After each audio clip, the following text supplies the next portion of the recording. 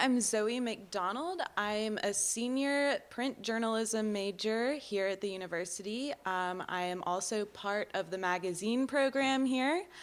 And I'm excited to introduce Tony Silber he's the VP of Folio, and to talk about launching magazines. So here he goes.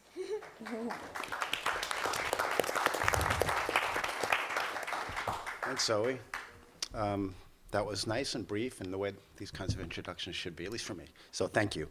So we're gonna have a great panel. We have a big panel, so it's gonna be really fun. I've encouraged them to be organic and respond to each other and jump in and be contrarian, polite but contrarian, and not just go sequentially down, up, down, up, down, up. So we're gonna have fun. And anyway, tales of a magazine launch, especially in 2017, is like unbelievably dramatic. I mean, it's like you're putting everything on the line. You're swimming against the tide. You're swimming against the duopoly of Facebook and Google, which is sucking every ad dollar in the country, out of the system. So it's a challenge. And, naturally, as Todd Kreiselman pointed out yesterday, there's plenty of opportunity in niches. But we'll discuss that a little bit, too, like, the difference between scale and niche. So there's an inherent drama in launching a magazine, whether you're a smaller entrepreneur or whether you're Hgtv, Dan Fuchs. So I did prepare some questions for the panel, and I gave them slight instructions on how to approach it. But we're going to start by asking each of them to introduce themselves and their brands, and just give a little bit of overview on why they're doing what they're doing. And we'll go from there. We'll start with Lukas Volger, who is the co-founder of Jarry. Yes, hi. I'm Lukas. I'm the editorial director and one of the co-founders of Jarry Magazine.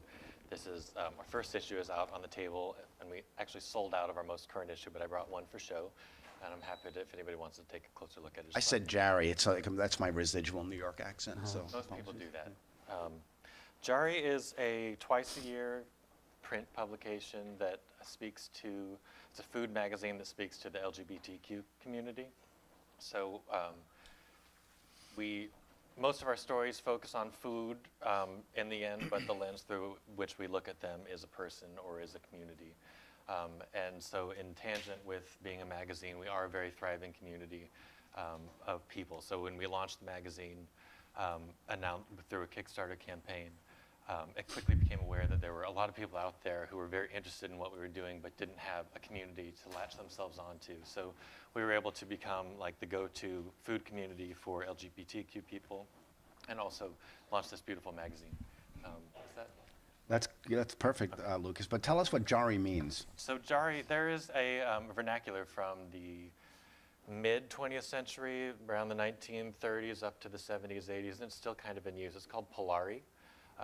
Mostly in Western Europe and London, England, and Western Europe. And in Polari, it was a way for mostly gay men to have sort of code words to identify other gay men while they're in public spaces. In Polari, the word like zhuzh, to zhuzh your hair, is a Polari word. If you're familiar with Morrissey, the title Bona Drag is Polari. And in Polari, Jarry means food. Very cool, thank you. So next up we have Gemma Peckham, who is the founder and editor of ROVA. Yes, hi, I'm Gemma. This is ROVA Magazine, which is, it's an RVing and road trip publication for the millennial and Gen X market. So a lot of people see RVing as something that the older communities do. It's for retired people. I used to work on a caravanning magazine in Australia that was for the retired community. And when I moved here I moved to New York 10 months ago, and did a bit of research and discovered that there's a huge community of people, similarly to, I suppose, what you were talking about, who are in their 20s and 30s. They live on the road, or at least they live part-time on the road, some of them, and they don't really have something in print that they can refer to for their journeys. A lot of the magazines that exist are very focused on the older community. So we've started this magazine. This is edition 2. This is edition 1. Edition 2 goes to print tomorrow, which is probably why I'm a little bit scrambled at the moment. It's a quarterly publication. It comes out at the start of each season. And really what we're trying to do with it is we're telling the story of travel. That's what we like to say. So most of the content in here is it's directly from people who are out there on the road, what they're doing, how they're traveling. You know, a lot of them buy older RVs and renovate them, and it's kind of, there's a bit of interior sort of stuff there to create, you know, the kind of place that they want to live. And we've also discovered that a lot of them work full-time while they're on the road. So there's a big sort of digital nomad community out there as well. So it's been really interesting, super fun. Yeah. Thanks so much, Gemma. Next up is Michael Kusek from Take Magazine. Thank you. Thanks, Tony. Thanks to Samir for the invitation to do this. I'm the publisher of Take Magazine. We're a regional title that covers the new culture of New England. So that's Connecticut, New Hampshire, Vermont, Massachusetts, Rhode Island, Maine. And we write about the people that are making new culture happen. We're targeted to readers 25 to 54. We cover fine art, but we also cover dance and movement, theater, literature, poetry, food, beverage, architecture, and design. So those are all of our topics. And our editorial is focused on telling people's stories. So when we cover an artist, the central question that we like to ask them, the central questions that we like to ask them are, who are you? Why are you in New England? And why are you making what you make here? And sort of our overarching editorial goal is to show that New England is more than covered bridges, maple syrup, and lobster. And the Patriots. And the Patriots. I want to just ask you real quickly, what does the new culture, is that a specific term for a specific cluster of things? Well, that's sort of like what we're exploring. We're trying to figure out what New England's new culture is, like what people are making, how are people defining what New England's culture is beyond sort of my, you know, the three things that I named. So trying to figure out what is being culturally created and contributing to the broader culture at large and from New England. Thank you so much. Next up, we have Laura Bento, who's founder and editor of Good Grit. Yeah, hi. I'm Laura Bento. Let's see, I started Good Grit in conceptually 2014. Went to print with our first issue in July of 2015, so we're coming up on our 2-year anniversary in July, which is so exciting. You know, I always say that we're a progressive Southern culture magazine that's actually a social responsibility movement that just takes the form of a magazine. I like to say that we're a coffee table book that had a baby with a magazine, a bookazine. And really, our goal is just to break the traditional stereotypes that exist in Southern culture. I think for a long time, it's like, hey, we all live in trailers and we don't have teeth. And a lot of that we maybe did to ourselves. And so I think that there's just some really incredible stories, and we're barely scratching the surface of what those are. But we're taking a good college try at it. So. Sounds good. Okay, next we have Amanda Bosanna, who is the Communications and Development Director of National Grange. Yeah, so the National Grange is 150 this year. We were established as a fraternal organization for farm families, and our magazine tradition is that we've had publications in several iterations in the past. And so this brand new magazine, which is called Good Day, was launched in February this year. Our next issue is going to press next week. So I also feel a bit scattered. I feel you on that one. We are, because we're situated within this fraternal association culture, we obviously focus a lot on our members. There's 150,000 members across the country. But the concept of the magazine was to go well beyond who our members are and introduce the Grange and really its kind of core principles and ideas of what it is to be both a responsible and good neighbor and good citizen, and also what it is to be a person who improves the lives of others, and allow someone who, when they enter the magazine, to feel at home, and when they exit it, they feel as if they've gotten to know someone who they would wish to call a friend or to call on to help their community. Great, thanks so much. Next we have Steve Martin, who's founder and publisher of Art+Design. I'm the founder and publisher of Art+Design Magazine. We are headquartered in New Orleans. And I initially started the magazine 5 years ago in fall. It'll be our 5th anniversary.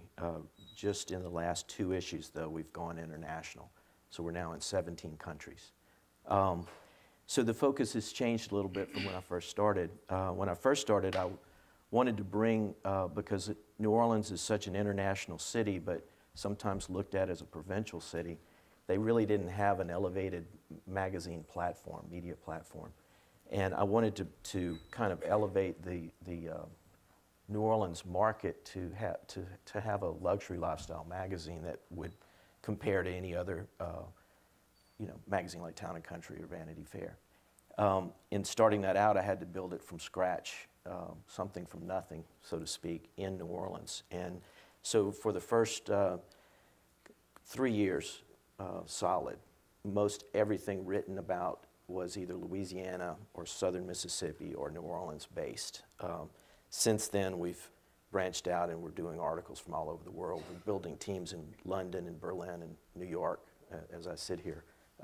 The magazine is getting ready to go to print, so I'm in the boat with you guys for the next issue for summer. And not having any money to start with, literally starting from 0 cash and building it to this is a miracle. I think I give credit to God because, coming to this conference, I've been so naive in so many things that I've seen that I didn't know what I was doing or getting myself into. Had I known, I don't know if I would have started, but it's been a great ride. So thank you for having me here, Samir. Does the design part of the title refer to home design? Actually, it's, I searched every title that I could possibly think of when I was starting this thing out, and everything was taken. And finally, I just kind of said, well, I'm looking at everything that I do through an art lens. So if you look at it, art and design is the basis of your jacket or your pen or your car or your food or, really whatever is out there. Somebody's creating it. Somebody's considering it as an art form. So that's the way that we're looking at the book. And we've divided it into 3 distinct wells. One is strictly art, which covers what you would think: photography, sculpture, painting, things like that, artists. The second well is design, which is much broader, so it lets us do fashion, interior design, any type of design. And the last well is experience, which is the experience of the luxury lifestyle. That incorporates food, music, and basically gives me unlimited subject matter across the board, but all of it is tweaked and looked through that artistic lens. Thank you. Next is Ron Adams, publisher of Via Corsa. Yes, thank you. Via Corsa Magazine was established back in 2015 with our first issue, and now we're running up as, like everyone else here, against the deadline to publish our 8th issue. When we started the magazine, we started with the premise that when you go to the newsstand and you look at transportation magazines, and we are a car magazine, by the way, when you go to the newsstand and you look at Car and Driver, you look at Road and Track and Motor Trend, you're looking at magazines that cater really to one element of the automotive enthusiast, and that's, if you go to the newsstand today, you're going to be picking between a McLaren and a Ford GT, and if you're in the market to buy either one of them, all 3 of these magazines apply. But what we realized a couple years ago is nobody really picks up on the post-purchase experience. In other words, once you buy that car, once you have that sports car in your garage, what do you do? And in fact, that's our tagline. You just bought your dream car, now what? So what I like to think is where the other transportation magazines really kind of drop the ball, we pick it up in terms of creating an experience. Let us be your co-pilot for whatever adventure it is that you may go on.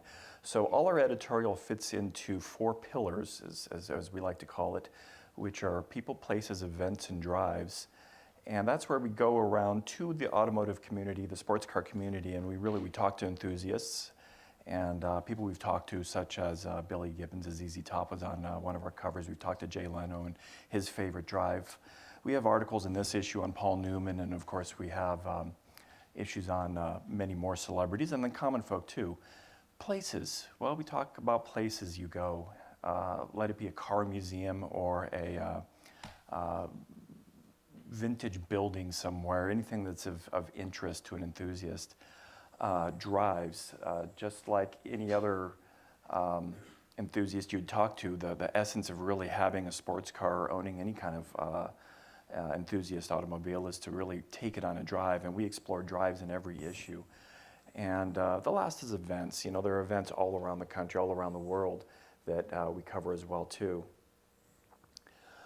Now, as we look forward to the future of the magazine, we're looking at expanding beyond the scope of what we are right now, and that's a quarterly publication.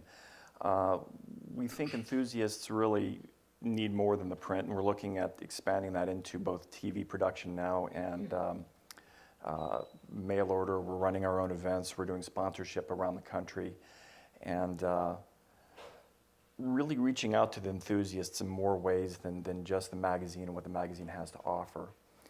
So. Great, thank you so much. And finally, we have Dan Fuchs from Hgtv Magazine. So we are, I've launched the magazine in 2012, so I think this is issue number 49 for us. And as I talked about yesterday, we're a joint venture. So I work for Hearst Scripps, which is the owner of a lot of your favorite cable networks, HGTV, Food Network, Cooking Channel, DIY. Worked on the magazine for about 6 months prior to the actual launch, which was a pretty exciting experience, and a lot of rewards sort of coming from that when you realize that you're probably going to get a lot of people to buy a magazine one time that says HGTV on it. I got to check that out. But how am I going to get them to then become subscribers and become loyal people over the years? The essence of the magazine is that we are a home lifestyle publication, and while we're inspired by the brand, and you will see HGTV talent throughout the magazine, most of the magazine is not that. Where, as I talked about yesterday, you might see a lot of real estate and flipping and flopping and fixing up various houses. You don't see as much on the network about paint colors and DIY and design, and that's what you see in the pages of the magazine here. Thanks, Dan. So I wanted to just sort of explore what I consider to be a pretty cool question, especially for the entrepreneurs, and I guess HGTV doesn't quite fit into that category, but I've heard that when you launch a magazine, especially the entrepreneurial small ones, it's often a labor of passion. It's an avocation. It's you love a given market or a topic, whatever it may be. So I want to ask each of you in turn to just talk about what maybe it's just a simple answer: passion or business. And if it's business, and I presume to some extent for all of you it will be. Tell us what your basic business assumptions were as you sat at your kitchen tables and mapped out what you want to do. Other than maybe you like to write, that's great. Maybe you're a great salesperson, which is also cool. But to keep doing what you're doing and to pay your mortgages and all that stuff, you need to generate revenue. And so to do that, you need a business plan that tells you where you're going to be in 6 months or 8 months or 18 months. So, Lukas? Definitely passion. My co-founder Steve, I'm probably the smallest, greenest, most earnest magazine, I think, in the Act 7 experience, and we've been learning a lot about how to translate our passion into revenue over the past couple of days. Great. For me, it's a combination of both. I'm very fortunate that we have a parent company in Australia, and so obviously I've got them on my back constantly about the money that we're making, but also RVing is something that I've done a lot in my life. I've driven around across the States, around Australia, in Europe a bit, so it's definitely something that I have a real passion for. So it's balancing both. Sure. Yeah. Michael told me yesterday that we were talking about magazine launches. I launched one in 2003, and you get to that moment where you're curled up in a fetal position, or if I go to work today, is it going to be my last day? If I don't sell that ad, are they going to pull the plug, kind of a thing? And so tell us about that. Yeah, I said that the story of the launch of Take. If I did it as a performance art piece, I'd just lie here in a fetal position and cry for an hour. It's part passion because I'm the type of person who smells magazines, so I really love print, and I really wanted to start one. And then it's business because I did PR and communications for 15 years in New England before I started the magazine, and I saw that there was a space in the New England media landscape for some kind of publication that covered all of New England from a fresher, newer, more contemporary vantage point. So, and the last kind of all New England title that had been started was started in the late 80s and early 90s. So no one had really tried it since New England Monthly was started in Western Massachusetts, which is ironically where Take Magazine is based. And so I saw it as there being a business opportunity to sort of capture an audience that was being missed. The New England media landscape is really, really siloed. Boston covers Boston, Hartford covers Hartford, Providence covers Providence, Amherst covers Amherst, and do they very rarely, the newspapers and smaller sort of city, state titles, rarely do they editorially venture out of their zip code or sort of region. The problem is that if you live in New England, you're very close to a lot of things. You can get up at a reasonable time in the morning and drive and have lunch at the other end of New England. We're all less than a day's drive away from each other. So there are vast numbers of experiences for readers to have across New England if they just hop in their car and drive. So there was this idea about looking at the neighborhood writ large, that the entire neighborhood was New England, and that if you live in Providence, you should feel informed beyond just sort of the one article that the Providence newspaper runs about Burlington, that you should feel like you're informed all the time about what's happening in Burlington, Vermont, and you should get in your car and drive there. So that was the editorial that we were basing our business model on. That's very cool, and because I live in New England, I know a lot of the dynamics that you're describing. And New England Monthly, by the way, was founded by the great Dan Okrent, who was the editor of Life magazine for a while, and also was the New York Times' first ombudsman. So I sent him a copy of the first copy of Take, and he sent me back a note that said, "Congratulations, your paper's too expensive." That sounds like him. But in his thing, he wrote a column for Folio years ago where he said it turned out that in New England, people, from Vermont or New Hampshire don't really relate to people from Connecticut. It's just, they call them flatlanders, and so, and Maine is, you're right, it's a day's drive away, but it feels longer. Yeah. Well, it's the funny thing is that living in Northampton, it in a way pokes an eye in the parochial New Englander kind of perception, because I live in Northampton, Mass, and Amherst, Mass is 8 miles away, and somebody will say, "Oh, are you going to that thing in Amherst?" And I'll be like, "Oh, it's so far away." It's all the way over there. Plus 91. Yeah, I know, exactly. It's like a 5-minute drive. But I think the New Englander, I think the people who are relocating out of cities and into New England are not as parochial about their, I live here and I don't go over there. I think they want to know what new restaurants are happening. I think they want to know what artists are creating. So I think that's the problem. Laura?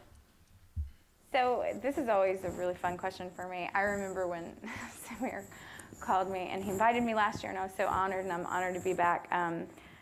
When we had our interview, which was so awesome, and he did such a great job, I had no idea that he was literally quoting everything I said. Like none. So if you want to go back to the archives, it is super entertaining to read that and frightening. So I said, I think you have to be literally crazy. Like you actually have to have a streak of insanity. I never had a magazine subscription before in my life. So I definitely think there's like a streak of like, whoa, what the hell? I still feel like that every day, 3 times a day. Professionally before this? So I'm a serial entrepreneur. I owned a sales and marketing consulting firm, which just means I was in a corporate career and knew everything about that. And so then, of course, started my own business. Are you comfortable with having your own business and relying on yourself for No, I am one step away from living in my car all the time, and I know that. Like, that's what entrepreneurship is. It's literally that balance between, like, my kid living in a closet and like, we're gonna make it, woo! Mostly, you're gonna live in a closet for a little while, it's gonna be fine. But I do think there was some passion there. I read an article in the New York Times that was actually being delivered to my office to the last tenant. It wasn't even mine, I was stealing it.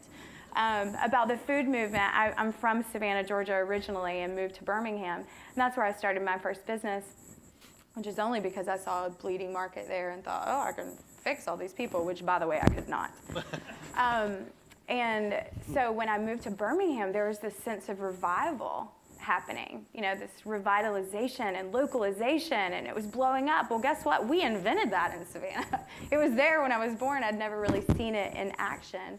And so I was so inspired by that, and I also thought that there really wasn't a voice for that side of the South. There was a lot of East Coast magazines that really, like Garden and Gun did such a great job. Sorry, my hair is all about this mic.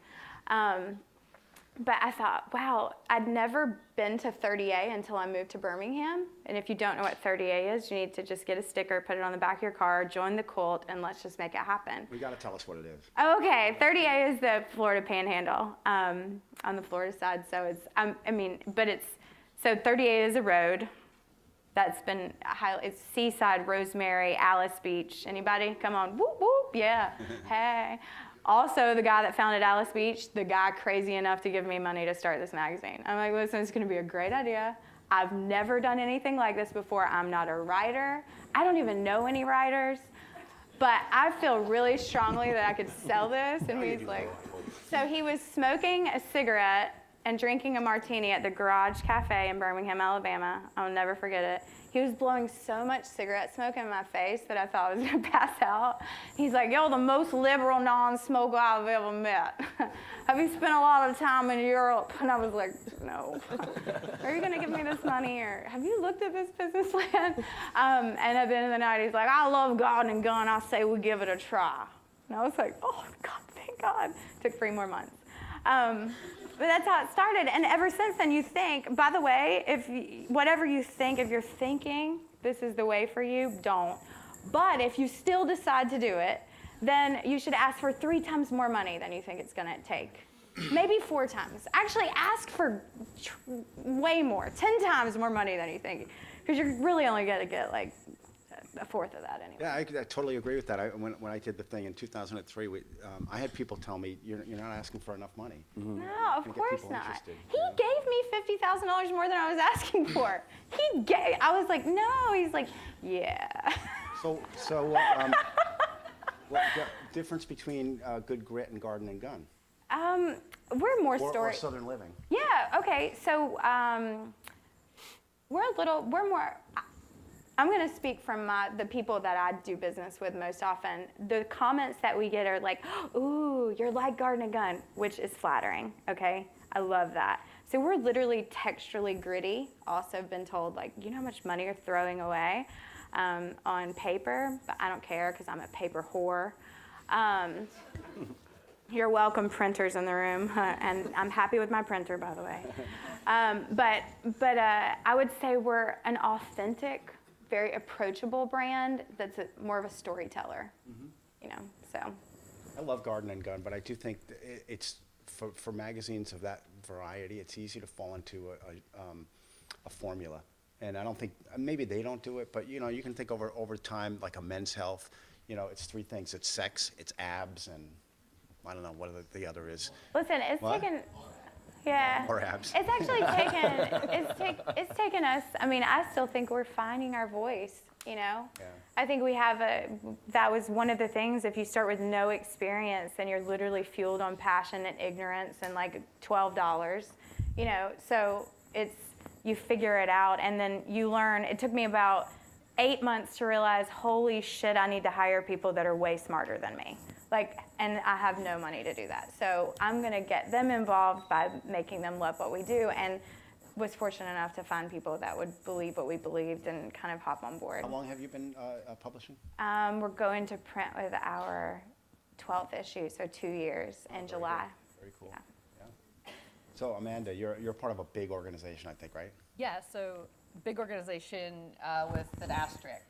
We, over 150 years, have had millions and millions and millions of members, but just like every organization similar to us, the Lions, the Masons, the fill in the blank, there was a dive off of membership in organizations like us starting in the 50s that has never really recovered. So the people that are part of the Grange are there in part for a couple things. Either they're legacy people, so their parents, grandparents, great-grandparents, et cetera, have been in Grange.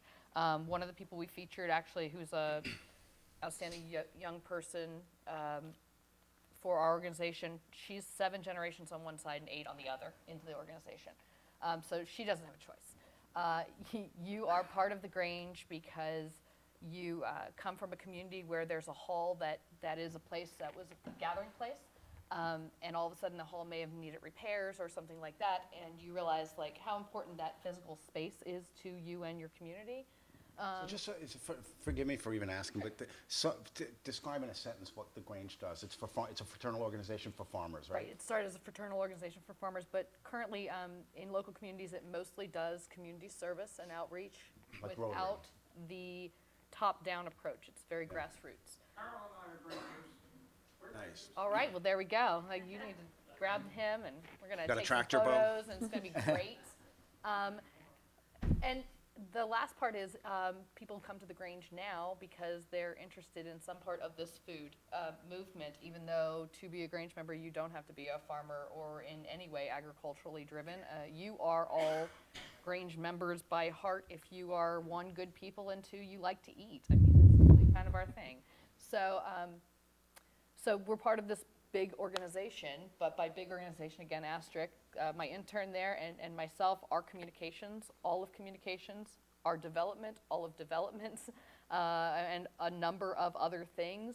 And so this really is kind of, it's a necessity, given the fact that our membership, for the most part, is either older or has some interest in vintage or rustic, which is what they see a magazine as. Yeah, the millennials who love rustic magazines. Or, you know, it's a passion part because I had a full-time job, or 3, already without adding this. But when I came to the Grange in 2011, and then back after a small stint away in last year, I've been harping that we need this because we need to tell our stories to ourselves and to other people better. And so I'm kind of with you. It was how do you make people approach something that they think they know differently? How do you give them an identity that is different, but it's still authentic?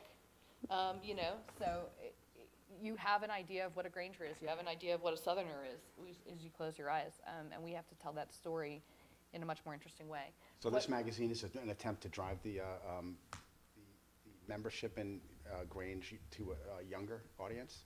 Hopefully, actually, I think it's introducing Grange to an audience that doesn't know us immediately, and make someone go, even if they say, I don't want to join because we are, by generation, not really joiners, I want to help, I want to do.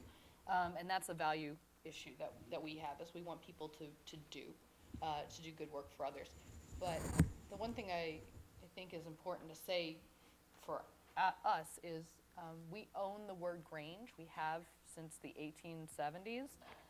So we could have just slapped the word Grange on this thing and gone with it. We chose Good Day for a reason. We chose a very kind of positive and upbeat and open and welcoming thing that we hope makes people reflect in on the brand of Grange, and hopefully some of those things that we start and are able to do around it. We talk about merchandising and things like that. The possibilities are endless in that we've published cookbooks for 140 years, so why not bring back cookbooks? Why not do cookware, and why not do linen sets and quilting fabric and fill in the blank on all these things that you could have with Grange logo or not under this Grange brand. What's the circulation? That's really funny. You're so cute. Median. So we started this as, again, member service. So we started out with about 500 people. We have like 800 people. When I say that, again, asterisk, our Granges have to have 13 people or more in order to be an active chapter. So most of these people are subscribing for their entire Grange. Yeah. So there are no good circulation numbers that I can give you. Issue number 2, I'm going to bet, and I tend to get these within, a fairly decent range. I'm going to bet it's going to reach about 5,000 hands with only, 700 people paying for it. So What's the organizational membership number? 150,000, sorry. Yeah. Yeah. So why can't you reach all of them?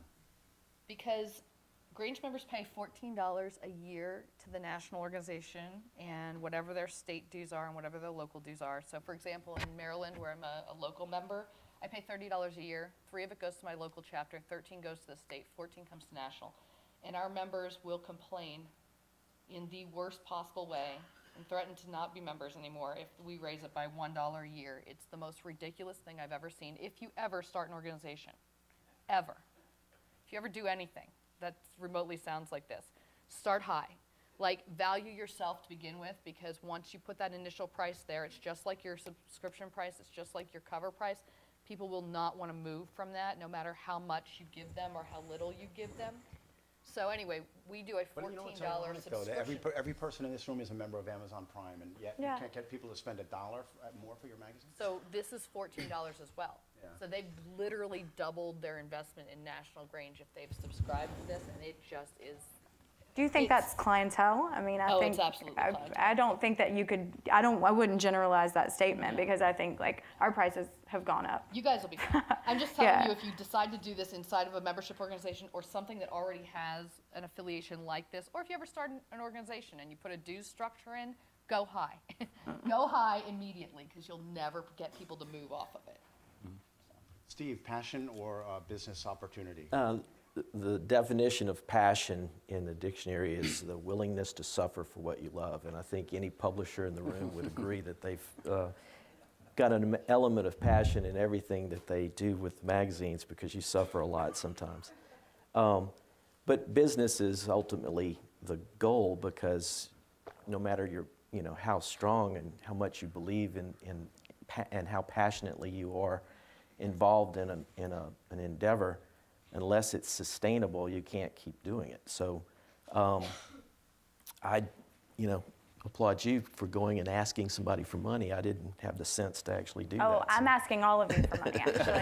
If anybody wants to write me a check, I'm available right after this. So I started from scratch, and willingness to suffer meant, for me, I'd gotten divorced a year earlier, so I was kind of devoid of material things when I started from that. And so I just decided to own it. And I moved into my studio, because I'm an artist, which part of the passion comes from that too, because I like to create something from nothing, as I mentioned earlier. It's a 10 by 10 room, which I'm still in, but I've taken everything that the magazine has made and put it back into improving the magazine. And the magazine has sustained itself from the beginning. And the way I started is going to give you guys a good chuckle. I decided that I was going to make a magazine, so I sat down and drew it on paper from my art pad. And then I tore ads from the magazines that I respected, the kind of ads that I wanted in my magazine, and I stapled them in between the pages that I'd drawn. And then I went out in the community and called on everybody that would open their door to me and told them what I was going to do and asked them to become an advertiser. They say if you write it down. There's power in And that. I raised enough money pre-selling advertising to print the first 80-page issue copy. Wow. Nice. And it's grown from 80 pages in 2012 to, I think our last issue was 154 pages. And I haven't seen it really stop. It's slowed down a little bit with this last, the December quarter seemed to be rough on New Orleans. So this is retailers. still, you're selling to local marketers mainly? Yes and no. We have been, because our expansion has occurred with the last couple of issues, in the realization of doing what I wanted to do in the beginning was to create an international magazine, but I didn't start chasing international ads. I started locally and building it from there. So there's a little bit of a catch-22 there, because I'm still bound some by the local advertisers that I'm trying to step beyond in a way without leaving the good ones and get new ones. But we have picked up international advertisers. We've picked up William Grant & Sons, which is the Glenfiddich and Balvenie labels, Rijeka Vodka. What's your total circulation right now? We're 10,000 an issue printed quarterly, so we're doing 40,000 a year. So about half of our circulation is through Curtis circulation is going into Barnes & Noble, Books A Million, the different places, and that's been growing incrementally this will be the third How much issue. is local to New Orleans and how much is national or international? Well, about half and half right now. Yeah, but in the content, it's becoming less New Orleans centric. We've always had a editorial mandate to create articles where, in our search to elevate New Orleans in the eyes of the readers as an international city, we've always looked for international articles that had some thin thread, no matter how thin, a thread back to New Orleans in some way. We've continued that policy, but we're kind of going the other way now, threads from New Orleans to the world. And so the content has broadened quite a bit since our, in the last 2 years. We call them expats. Expats. Yeah, we have like an expat. We only write about people living and working in New England, but we have it like an expat clause column that we use to sort of like, I don't know, Elizabeth Banks is from Pittsfield, Mass. I'll write about her and her story, but yeah. So in that respect, in this issue here, we have one artist that was born and raised in Russia, lived there all her life, moved to New Orleans because she came to Mardi Gras and couldn't leave.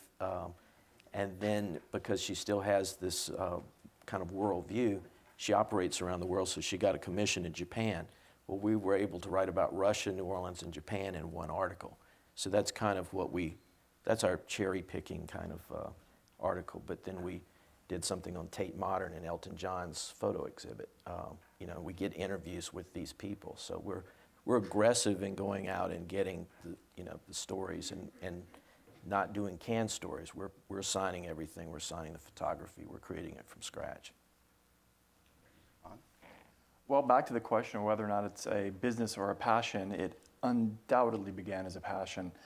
And what started as a passion for me has turned into a somewhat unwillingly family passion. And to give you kind of a behind-the-scenes glimpse of how editorial content is created at Via Corsa, remember we're a car adventure magazine, so we go around the world and look for really cool car things to do. And usually what that entails is hiring a lot of quality people who are a lot better than me, but oftentimes I want to step up and say, you know what, I want to take that trip too.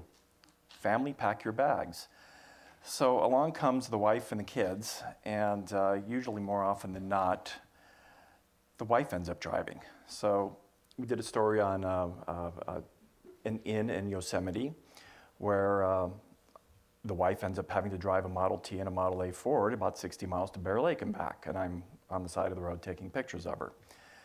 Well, dear, the spa day is canceled because you know what the next adventure is? We're going to Scotland. You're going to be driving a Land Rover through the Scottish moors and bogs while I run around the sheep fields, taking pictures of you driving a right-hand drive truck through a river. So the kids are in the back kind of howling and screaming, and all on print, all in the magazine. And then, of course, a few months later, honey, forget the trip to Hawaii. We're going to go to Italy, and you're going to race a Ferrari around a ice track in the Alps. So it's a passion, and the passion really translates to my desire to not be just the editor and publisher, but me to really get out in the field and go on these adventures that I really love so much. And in doing so, I actually brought the whole family along on almost all of them, and got this really as a family carry-along van. It's almost like a family vacation in Europe. You almost imagine the family truckster, but we actually have a lot of fun doing it.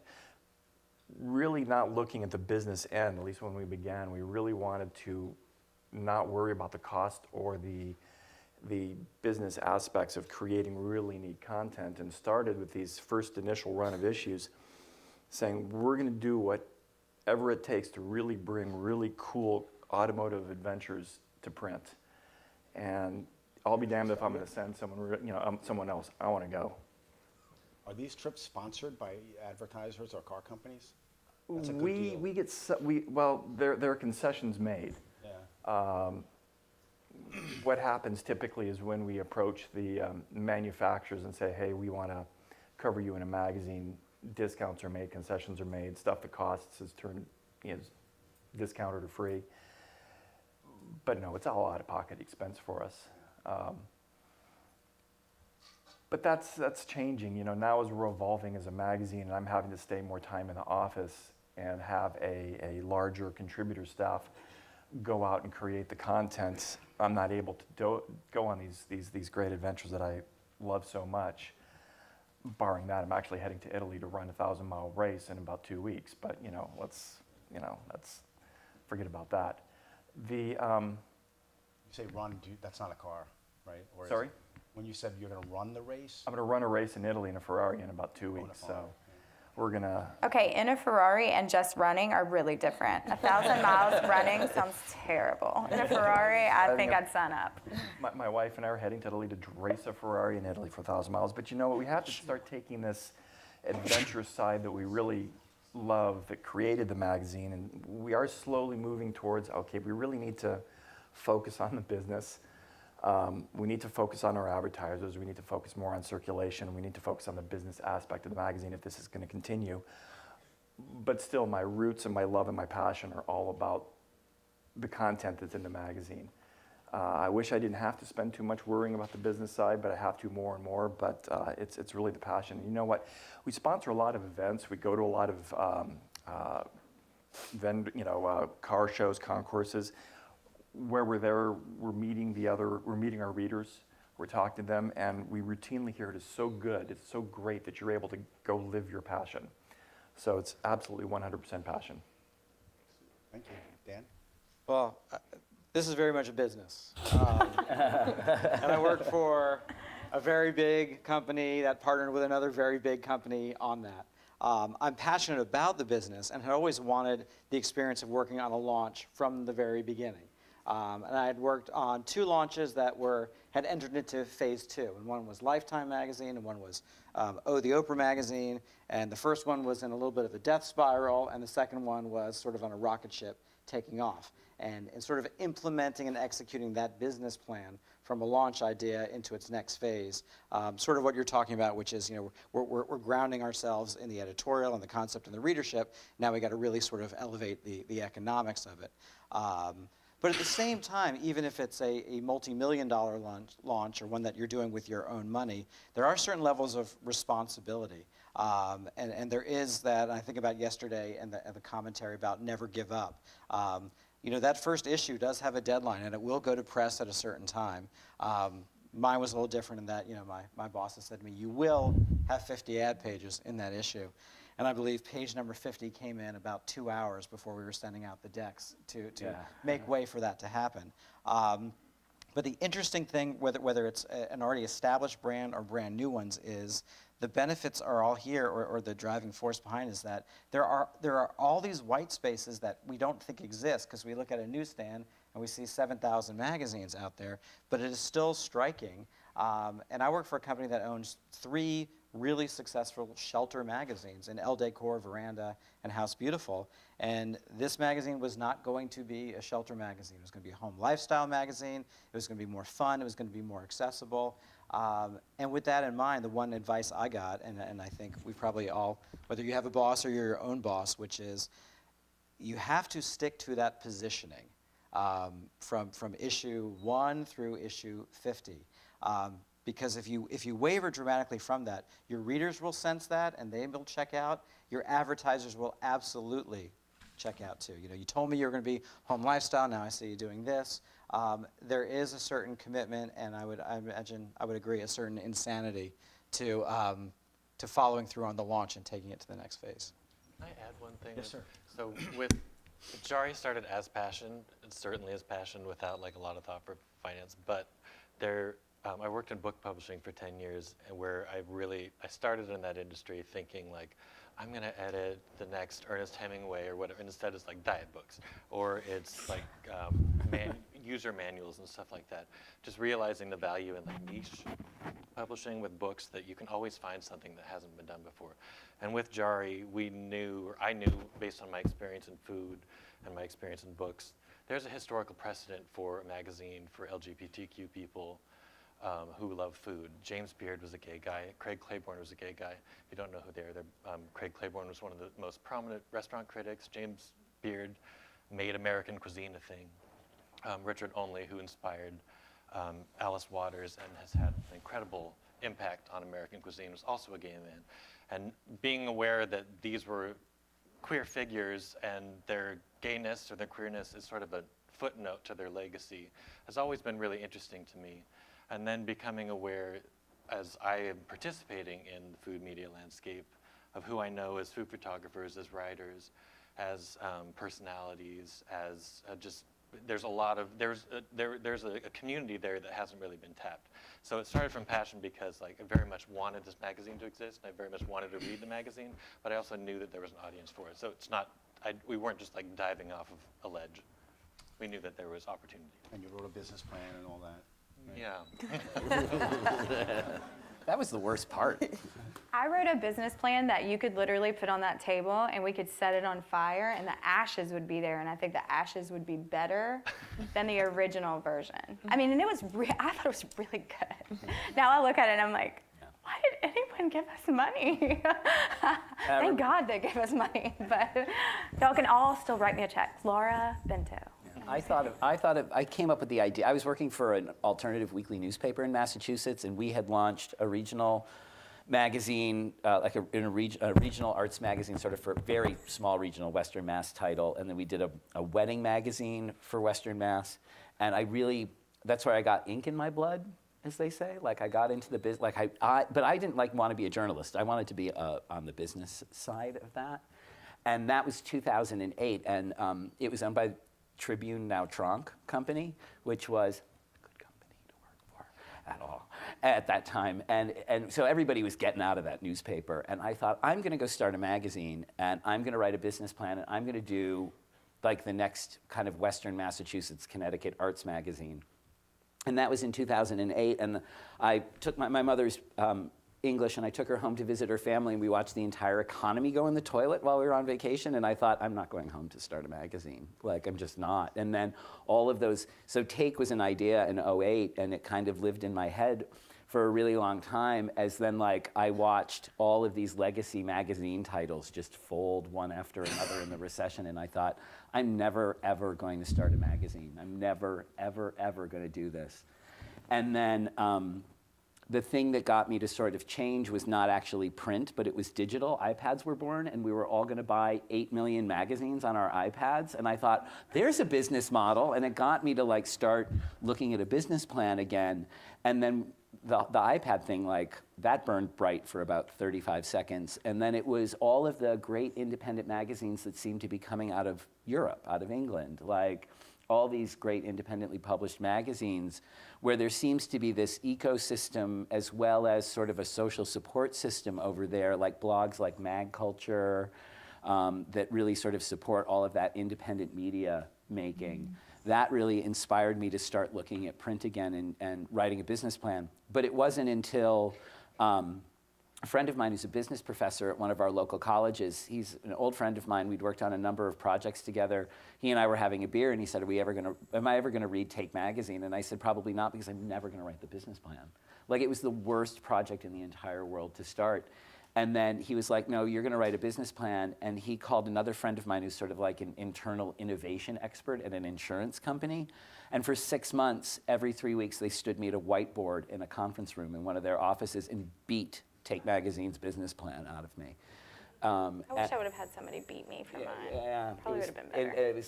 It was all like they just dragged it out of me, and that's what I used to raise the first pool of money to start. So let's talk about those business plans and what your assumptions were, what your economic assumptions were, what your revenue assumptions were. Year one, I want to generate $600,000, whatever it is. In the case of Hgtv, it's probably a little more than that. A little bit. But, well, we were going to break even our first issue, just so we all are clear. And that is not a real thing. That's not even close to a real thing. So we're going into our 12th issue, which is, we'll hit 2-year mark in July, and we are hitting break even, which is still, once I somehow came out of the insanity, was like, oh my God, why did I tell them that we were gonna hit break even in the first year? That is so dumb. Who am I? But I believe that I am just good enough, and I was gonna sell enough, and it wasn't that the sales team we put together couldn't sell. It was, I think that we take for granted brand awareness really takes time. And no matter, even if people believe, and I'd say the bulk of the advertisers that we had that first year, I always call those our early believers. They really believed in what we were doing and they wanted to support this idea. But I think just now we're getting to a place where people are like, okay, so because the first year, this is what they tell you. We'll make it through your first year and then we'll advertise with you. That's what they say. If you want anyone that's not local. And if you're coming out of the gate and you're not going to be a local magazine, which was a passion of mine. We did not want to be a Birmingham-centric magazine. There were plenty of those. So how are we going to be semi-regional, only printing 25,000 magazines? And that was content-driven and advertising relationships-driven. And it worked. The beach, the 30A corridor was like, they were the people that were like, what is this? Oh my God, we'll advertise. And they all did. And I think that's how we survived our first year. But when I wrote the business plan, I wrote it from the perspective of a sales and marketing person. I wrote it from my competence as, I know I can sell. I have built sales teams that are machines, and I'm not worried about that part. But my lack of experience in this industry and the naivety that existed there was what held us back. It wasn't optimism or skill. It was understanding the climate. And the one thing I wake up every day knowing is I have no idea what the hell is going on. So, and I think like that's a good place to be because it keeps us constantly ear to the ground and like trying to look for the new, innovative. You know, earlier when they were talking about like subscriptions, we just launched a Kickstarter campaign and we're 2 years old just to drive subscriptions. That's it. You know, and it was, people were like, are you guys going out of business? You launched a Kickstarter. I'm like, no, we are stable. And we are, but it was like, can we try something new and innovative to get people, even if we don't hit our goal, if, you know, 1 million people view that video, we told our story to 1 million new people. So, you know. How many subscriptions did you get? I mean, we just started a campaign 5 days ago. We're at $6,500. So like 49 backers. So 49 new subscribers. Total circ? 20,000. Yeah. What I've heard, common objections from advertisers are, like you said, you know, let's go through a year before I take a look, or you know, I have a marketing budget, it's committed, and you're not getting any of it. Or the planning, like, well, we're not in planning right now. Yeah, we have worked those remnant dollars so hard. We're like, you know, you got those remnants. So, and one of the things that we've found is the tide really did change when we got through our first year and people, and I had an excellent business partner. You know, I had this like, I have a billionaire backing me. Well, I mean, they didn't know he wrote me a check for $3. But, you know, like I thought that's going to be the game changer. And it wasn't. It still wasn't enough. So again, I think like knowing that you have a 2 to 3 year, at least 2 to 3 year, I mean, maybe not HGTV, I don't know, but I think depending on what your vision is from the beginning. If your vision is to be local and grow, I think that that's easier because I could go sell local like that. That's easy. But if I wanted to be regional and pitch this idea, we're going to have 20,000, but they're going to be such a, you know, $250,000 a year or more. That's my target reader.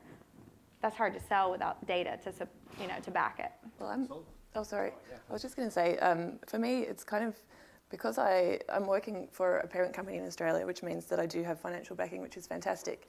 But also, I moved here alone to start this company.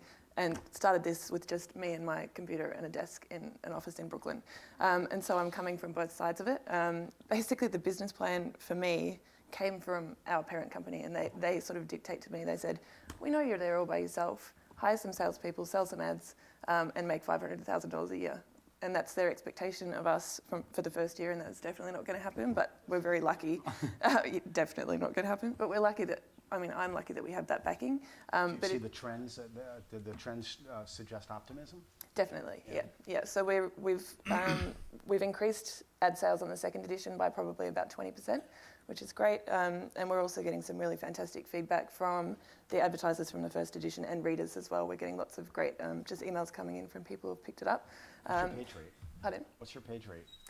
Well, page rate that we try to sell at. Yeah, published. Well, we on our media kit it's $6,000 for a page, $6,000, but we're actually selling at the moment on average about $2,500 for a page because, like these guys were saying, you know, there's rate card price, and then there's what you can actually get people to pay for the ads that you're publishing. So, yeah, I mean, there's a lot of give and take at the moment with how are you making money and how, like you say, how you actually get people to come across the line and put an ad in your magazine when, I mean, particularly the first edition, sight unseen, how do you convince them without something to see that they want to advertise in it? So, yeah, it's been a challenge, but I mean, we got a couple of big advertisers sign on for the full year for the first edition, and that was something that I guess gave us the confidence that it was going to work because we had that right up front. Yeah.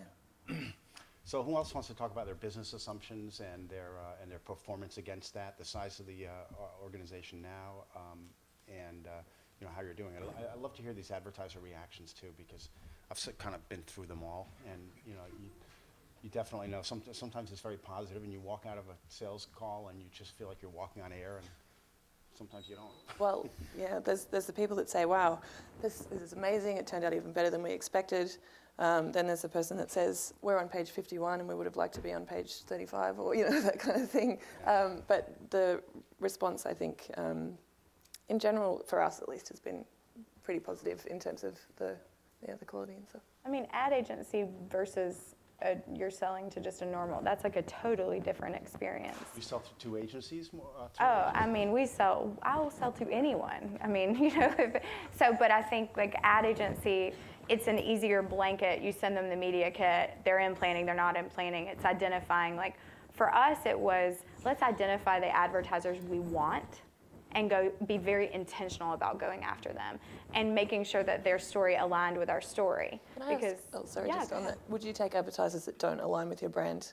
No, not at all. Definitely. And that has always been the part where people in this industry look at me and go, you're crazy. What was the question? I'm sorry. Whether Good Grit would take advertising from a brand that doesn't necessarily align with what they're trying to do. Yeah. We don't. Wouldn't take non-endemic? We do not. I don't want a monkey riding a rat on an ad in my magazine because it messes up the aesthetic, and I think the reader experience is very important to me. And I was okay with you calling me crazy a year ago because we weren't making money, but now we're hitting break even, and I think it's worked. And the sustainability that created. If you have the ability to turn an ad, then I think to say like, hey, this isn't going to serve you because it's not going to serve my reader. So if the reader's going to be like, what the, then why go there? And I think that was the long side. That was the long game. But I'm glad, again, ignorance has fueled a lot of, like, desperation and ignorance has fueled a lot of my decisions, just to be perfectly honest. Do you do non-endemic? You go to car companies, right? Oh yeah, absolutely. I mean, we do have part of our contract with Scripps is, you know, we don't take political advertising, we don't take tobacco, we don't take firearms. But it does show you that the advertising is very important to the overall aesthetic of the magazine. And we had a certain luxury in that when we launched Hgtv Magazine, we had editors working on it for a full year. So the joint venture was paying those salaries until it was really to the point where Scripps was satisfied with the brand. But when we put out 2 test issues, the 2 test issues that were put out, which were newsstand only, did have advertising in there. And it was a big luxury because it was free advertising that Hearst almost self-selected in a way. Wow. Because it is so critical when the reader, because not unlike working with Chip and Joanna, it's when I work with Oprah, is you spend all this time working with this personality on the magazine, and then the ads come in, they're like, wait, hold on a second, how does this work out? The Oprah magazine still has its TOC on pages 2-3 as a spread, which was such a challenge because that's, you know, in the days when there was a lot of spread advertising, that's a coveted position, but Ms. Winfrey was adamant, and some parts of the negotiation you win and some you lose, and with Oprah you lose a lot of them. She's selling the TLC. But it was integral to those first 2 issues that we had advertising in there so that reader would get accustomed to it and that she would see brands that sort of mirrored our intentions of being a fun home lifestyle magazine as well. So there are definitely ads that come in that we will turn down. Usually it's based on aesthetics, and sometimes an advertiser will go back and tweak it a little bit. We've redesigned ads for people if they'll allow us. You know, if we're like, hey, we we want you to be served well. I mean, that's always it's not like we don't want your money. It's, hey, we just want this to be a long-term relationship. And so how can we do that? And we feel like we know our readership well. And we design ads from scratch as well. People will just provide the elements of the advertisement, and then we'll actually get the designer to create it. So We have a couple of minutes left, and I wanted to just ask each of you, there's a core question, which is why, in an age where, you have really vibrant digital brands and, the ability to communicate in multiple ways digitally, and where advertising money is flowing into digital, why print? I'll start over there this time. I'll start. I learned the term from the paper supplier yesterday with the tactile feel of the paper. Haptic. Thank you. Didn't learn it too well, I didn't remember. But that was something that when I started, I naively and innately went toward was, I love magazines. I've loved magazines since I was a kid. I like the experience of reading a magazine. I like looking at it. I like holding them. I like collecting the ones that I like. I like going back to old issues to be re-energized by ideas. And so I wanted to create something that felt like a quality product. And someone early on, we've been blessed with a lot of people coming to us since they found the magazine. And I had an editor of... Steve, I'm sorry, I'm sure this is a brilliant story, but I want to get everybody, and we have 1 minute. Oh, sorry. Sure, I can pick that up where you Go ahead. left off and say collectability and back issues. We love that. In fact, our magazine is geared for just that. In fact, some weeks we actually get more orders for back issues than we do new subscriptions. And that's why we're in print. It's timeless content that lives on, and our readers know that. Who's up next?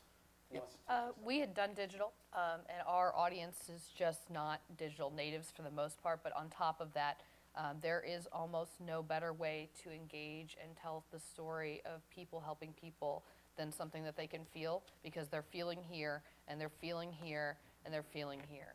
So it was important for us to have the print element. For us, because we're targeting millennials, you'd think, well, why would you give a millennial print product? But the kind of people that we're talking to are the people that are trying to get away from the digital life. They're going out, traveling, adventuring, and they're much more into the authentic, tactile experience. So that's what we're after.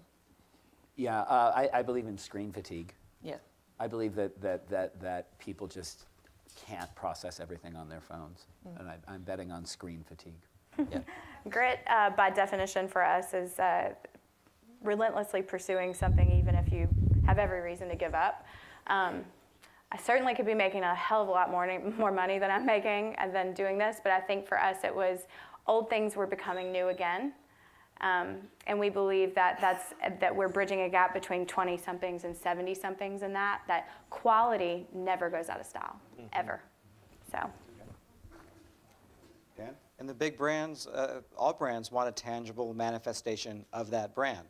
And so you see whether it's Wayfair coming out with a catalog, Food Network wanted a magazine, Airbnb does, and Hgtv as well.